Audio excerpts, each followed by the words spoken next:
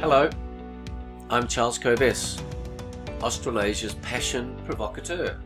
Welcome to this week's episode of the Charles Kovess Show. This week's big idea: speak your truth. Let go of the fear of offending anybody. The world needs to hear what's true for you. Freedom of speech is a crucial factor in preserving our freedom. That's what this week's big idea is all about. This show is founded on the formula SA plus P equals S. Self-awareness plus passion equals success. Since 1993, when I left my successful legal career as a lawyer, I have spent much of my time provoking, inspiring, educating people about the power of passion, of the amazing resources that become available for you when you discover and pursue your passion. I have shared these ideas in conferences, in speeches, in workshops, in long-term team building programs. And these ideas work. Passion is an amazing gift that is available for you, for me, for everybody. The tragedy is that a small proportion of people are actually pursuing their lives with passion. This show is designed to help wake you up, or people around you that you share this show with, to help wake them up, to understand the price we pay when we don't pursue our lives with passion and we don't have an awareness of who we actually are. That's why Socrates' famous quote also guides this show: "The unexamined life is not worth living." I've shared my ideas, my content in my first two books, Passionate People Produce and Passionate Performance. They are available on our websites, kovess.com and charleskovess.com.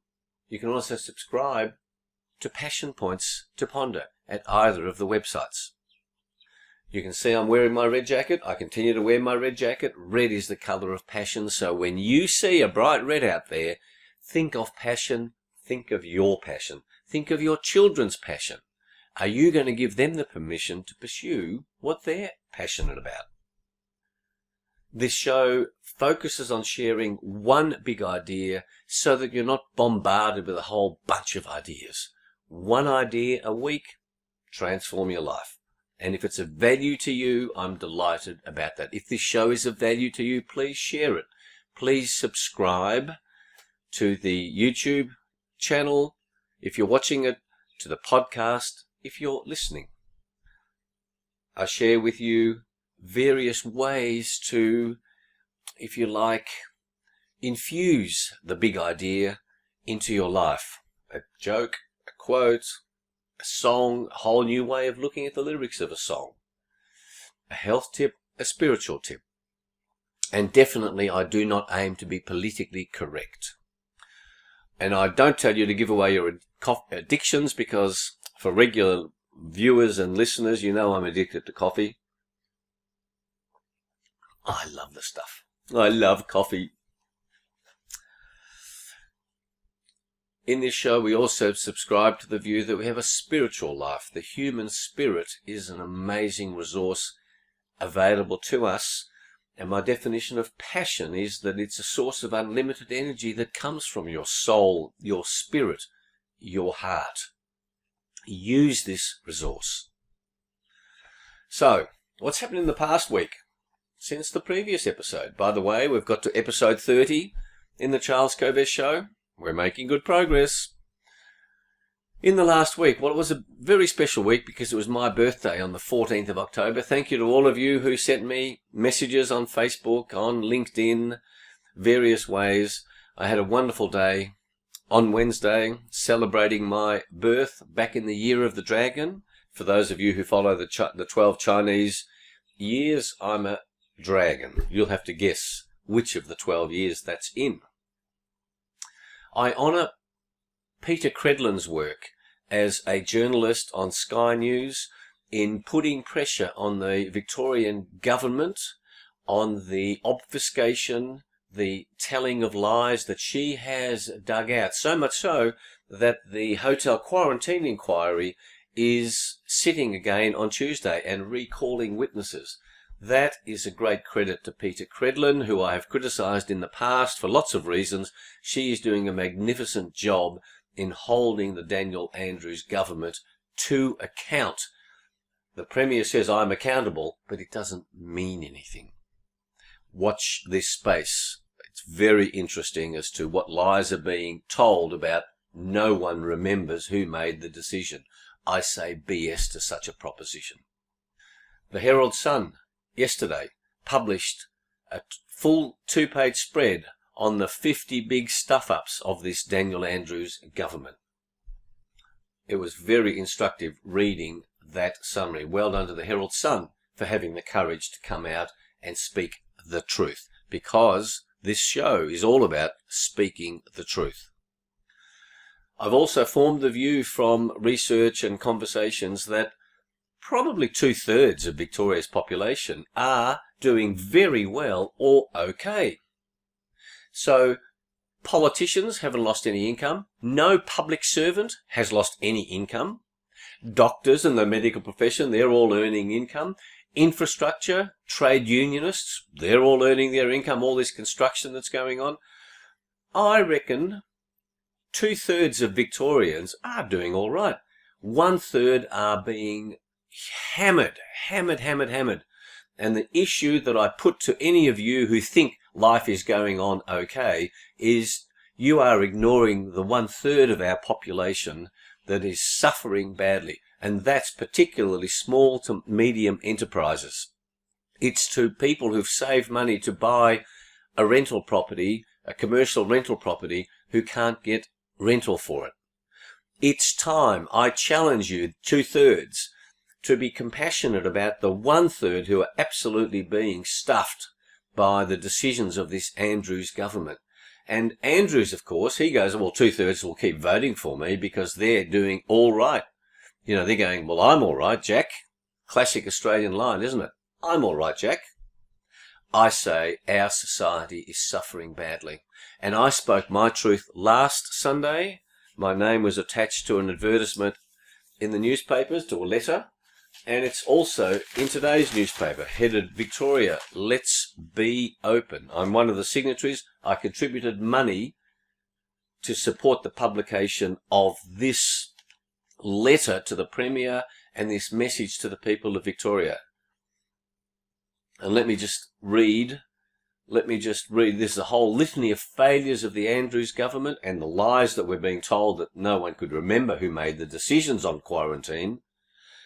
But here's the last sentence. Lockdown is causing epic hardship with huge mental health issues, including depression and youth suicides, broken families and marriages, family violence, severe setbacks with careers, education, financial stress, and the loss of livelihoods. I challenge you to think about, are you thinking, oh, thank God for me, it hasn't affected me too badly? Isn't it time you thought about the rest of the people in this state rather than just yourself, if that's how your thinking has been? Because I say what's happening is that the damage caused by government decisions are far greater than the damage caused by any coronavirus. And the evidence around the world is overwhelmingly so. The World Health Organization says 99.5% of people who get this coronavirus have zero symptoms or mild symptoms. And we are stuffing up 1/3 of Victoria's population. So it's time to show some caring for the people whose lives have been dramatically decimated. I urge you to think about that question. Lastly, whilst I'm passionate about this, as you might guess, I did manage to keep exercising every day. And a couple of weeks ago, I was not 100% in my health, but I am back to normal. So there you are. There's my report for that. Now, before we get to this week's big idea, I remind you that Our two websites, covest.com and charlescovest.com, deal with two separate topics essentially. Covest.com is for public programs and corporate programs, and charlescovest.com is for the self-awareness and passion quest. Have a look at that and contemplate whether a group executive coaching program focused on you as in a small group would be of value for you. I promise you it would be of great value. Taking the time to examine what your life is about, there's nothing more important. Now, this week's big idea. Speak your truth. Have no fear of offending others. I want to talk about the offense industry. What is it? We live in a world where people constantly say, I'm offended by this, I'm offended by that. Gladys Berejiklian in the New South Wales Parliament, she says she was offended by a comment made by the leader of the opposition. Offended. What does that mean when somebody says, I'm offended? Think about that. How do you get offended? What's going on inside a person who says, I'm offended by what you just said? In earlier episodes, I've talked about the conscious mind, the subconscious mind. And it is true that some people may be offended, but think about the process. Think about when you've been offended. And I'm even having trouble thinking about, gosh, what might be offensive. And the newspapers, the mainstream media are all about do not say anything that offends somebody. And by the way, if on social media you criticize Daniel Andrews, you will be attacked by people. Now, there's a question whether somebody is actually offended or says they are offended. Let's talk about the exercise of someone who is actually offended. What's the process that's happening? In their subconscious minds, they have stuff come up. They have anger. They have hurt. They have something come up that says, I'm offended. Now, you know, and I know, that anyone that you're talking to is a weirdo, if you've listened to earlier episodes. Not one person has identical thinking processes. Why? Because their subconscious minds have all been developed uniquely based on their whole upbringing. Indeed, I'm one of 6 children. I'm quite different to my 5 brothers and sisters in significant ways, and we're similar to others. Nobody on the planet has been brought up like my 5 brothers and sisters and me. And then Julie's family, they're 3 girls. Like, what a different experience that is. And so everybody that you're talking to is, in fact, a weirdo. How on earth will you know if what you're saying is going to offend them or not? So here's the problem. If you walk around fearful that you might say something when you're speaking your truth, and you then stop speaking your truth, the world is diminished. Our world is diminished. Our dialogue is diminished because you are scared of offending somebody. You are scared of being attacked for your views. Indeed, in the mainstream media in America, the polls are notoriously inaccurate because people are scared to say that they support Donald Trump. I urge you to think about this whole question of the offense industry, the woke culture, the cancel culture, all of which is designed to stop you speaking what's true for you. So, if you make this decision to speak your truth, as I am now doing on this show today, and what this whole show is about, I don't, as I said earlier, I don't make this politically correct so that no one will be offended, because that's what political correctness is about. Don't say something because someone might be offended. Some identity some identity group, because since everyone's a weirdo, the fact is there are nearly 8 billion identity groups made up of one person each. That's the ridiculousness. You see, I could be in a group that says, I'm the child of refugees. In fact, I'm the second child of 6. That's the group I want to be in. Children in families of 6 who are the second born, whose parents were refugees. There you are, there's the group that I'm in. You start to see the nonsense of this game that's being played to stop you speaking truth. So, you make that decision. Are you willing to speak the truth? And then you say, how do I handle this question? What if someone says, I am offended? I am offended that you're having coffee. Yum. I have 6 strategies for you. Okay, so get ready for this. You practice these responses so you are not caught by surprise. Because interestingly, surprise leads to a problem, which I'll tell you about in a moment. So someone says, I'm offended by what you said, Charles. There are different levels of aggression here depending on the environment, and you can choose which one you want, which one is more appropriate for you. The first response is, how do you mean? And then you shut up. Don't say anything. How do you mean? Let the person who claims to be offended get into all sorts of difficulty saying, well, this is what's offensive.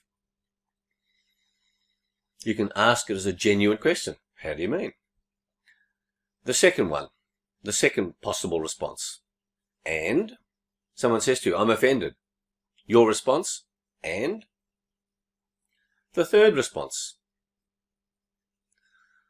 I'm offended that you dare to say that you're offended by what I said, by what I had the freedom to say, what was true for me. I'm offended. Now we're both offended. Now what do you say happens? 2 people offended. Can you see? Suddenly, the person who claims to be offended, all imbalance, or I should therefore respond in a particular way, disappears because we're both offended. The fourth response. Your offense and your being offended is of zero concern to me. It's a pretty powerful response. You practice it. Number 5. Putting it nicely, I don't give a rat's. I don't care. You're offended? Be offended. I don't care. And strategy number 6, never apologize. Never. If you're speaking your truth and someone says they're offended, if you don't practice these responses, you go, oh, sorry, I didn't mean to offend you. No. They are creating their own offense in the way their mind works. It could, in many cases, I accused these people of using the offense game to shut you up. Never apologize for speaking what's true for you. The fear of being attacked by somebody who claims to be offended is blocking your freedom of speech. And as I said at the top of the show, the world needs your truth. What's true for you, we need to explore it. And what we need is less of this right, wrong model. Life is far too complicated to say this is right, this is wrong. But that's what a lot of the offense industry is trying to impose on you. Reject such notions. I reject them. This show is about rejecting such nonsensical ideas. So, I hope you make the decision to speak more of your truth. There are some environments where you can be judicious and say, no, I'm not going to speak my truth in this environment. That's okay. Now, it's time for a joke, because I've been talking about governments. I've been talking about Daniel Andrews. I'm still horrified that Australia's borders are shut, although New Zealand can come into the bubble. I note that Jacinda Ardern has won the New Zealand election. That surprises me, I must say. I think the fear and terror of people who have not studied the coronavirus has distorted thinking dramatically. I reject, as I say, any fear about this coronavirus, but governments. Think about the people who hold up the signs that says, go slowly. Well, anyway, on a government road job, one of the job holders was assigned to go up the road and warn the motorist that the way was partially blocked and to drive carefully. The worker assigned holding that sign to that duty was afflicted with laryngitis. A motorist drove up and the worker stopped him. What's the matter? Asked the motorist. The worker with laryngitis whispered huskily, there's a government road job up the road. That's all right, whispered the driver. I'll go quietly so we won't wake 'em. Woohoo! Government workers on the job. Government workers asleep on the job. I think that's what's happening in this state. I think the public service sadly appears to be dramatically politicised. I call on more public servants to speak the truth, to become whistleblowers. The future of Victoria and the future of Australia requires more public servants to be fearless in speaking up. But you know that they get attacked for speaking up. That's the world we're living in. Now the song for speaking your truth, by Fred Astaire. Can you guess what the song is going to be? Julie, can you guess what the song is going to be? Yes, I think she can because she dug the lyrics out for me. Let's call the whole thing off. You see, relationships end because people have different views about matters. And I want you to think about this show and letting go of the idea if somebody disagrees with you, you cannot be their friend. That's what this song is about. Let's call the whole thing off. Things have come to a pretty pass. Our romance is growing flat. 'Cause you like this and the other, while I go for this and that. Goodness knows what the end will be. Oh, I don't know where I'm at. It looks as if we two will never be one. Something must be done. And then the song goes into, you say either, I say either, you say neither, I say neither, either, neither, either, either, neither, neither. Let's call the whole thing off. And the telling line is, but oh, if we call the whole thing off, if we end a relationship because of differing views on a topic, if we call the whole thing off, then we must part, and oh, if we ever part, then that might break my heart. So if you like pajamas and I like pajamas, if I'll wear pajamas and give up pajamas, for we know we need each other. So we better calling off. So there's the question. Are you sacrificing your love for another person because of differing opinions where, as a matter of science, there's hardly any truth? I'm saying speak your truth. Think about that. So the book of the week is I Am That. Talks with Sri Nisargadatta Maharaj. It is a magnificent book that even short snippets of reading it can shift your thinking dramatically. I'm sure you've heard in many philosophies that all is well with the world. Despite what's happening in Victoria, all is well. This is leading to unanticipated benefits, unanticipated rethinking of life. I Am That is a wonderful book to pick up for 10 minutes and simply be inspired, get in touch with your soul, with your spirit. My spiritual tip is to spend some time during the week reading a book like I Am That. If you can't get it, books about spirituality. There are so many spiritual practices. Spend some time focusing on the spiritual aspects of your life. My health tip is a reminder. I've mentioned this earlier, but sometimes I'll come back and remind you of crucial elements of maintaining great health, and that is to collect your health records. Keep methodically putting them all into one place. If you collect all those records, you'll start to see a pattern of health interventions, of health problems. I urge you to keep a diary of what's happening with your health, and that goes into your health record, because we have selective memory. We forget what's happened in the past. My quote for the day is from Hamlet, Shakespeare's Hamlet, one of the great four great tragedies of Shakespeare. And I studied Hamlet in great depth, but Polonius, his wonderful line that says, "To thine own self be true." That's what this show is about. Speak your truth and have no fear of offending others. To thine own self be true. Okay, that's it. I hope I've provoked some new thinking. I hope I've reminded you of ways you used to be.